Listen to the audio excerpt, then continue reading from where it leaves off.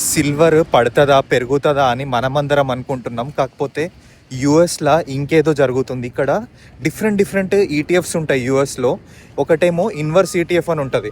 అంటే అందరూ పెరుగుతుంది అని మనము ఈటీఎఫ్స్లలో ఇన్వెస్ట్ చేస్తాం కదా, పడిపోతుంది అని కూడా కొన్ని ఉంటాయి.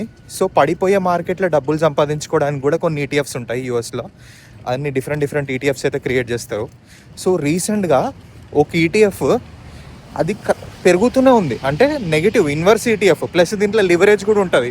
అప్పుడప్పుడు 2x అని 3x అని ఉంటుంది. అంటే మార్కెట్లో $1 పడిపోయింది అనుకోండి, వీళ్ళకి లాభం $3 వస్తుంది. సో ఈ ఈటీఎఫ్లో ఇన్ఫ్లో ఎక్కువైతున్నది.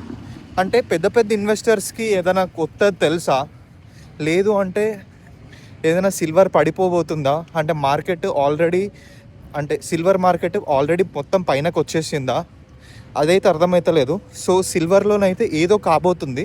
నేను దాని స్క్రీన్ షాట్ కూడా ఇక్కడ పెడుతున్నా, మీరు చూడండి ఒకసారి. ఒకవేళ మీరు సిల్వర్ గురించి, గోల్డ్ గురించి, ఇంకా ఇన్వెస్ట్మెంట్ రిలేటెడ్ కంటెంట్ గురించి నేర్చుకుందాం అనుకుంటే నా ఛానల్లో నేను రెగ్యులర్గా పోస్ట్ చేస్తూ ఉంటాను. మొత్తం ఎడ్యుకేషనల్ కంటెంటే, ఏది కూడా బై అండ్ సెల్ రికమెండేషన్ అయితే కాదు. సో ఒకవేళ మీకు ఇన్వెస్ట్మెంట్ రిలేటెడ్ ఏ కంటెంట్ గురించి అయినా, ఎడ్యుకేషన్ గురించి అయినా, మోటివేషన్ గురించి అయినా తెలుసుకోవాలి అనుకుంటే ఛానల్ని ఫాలో అయితే చేయండి. మీకు మంచి యూస్ఫుల్ ఇన్ఫర్మేషన్ వస్తూ ఉంటుంది.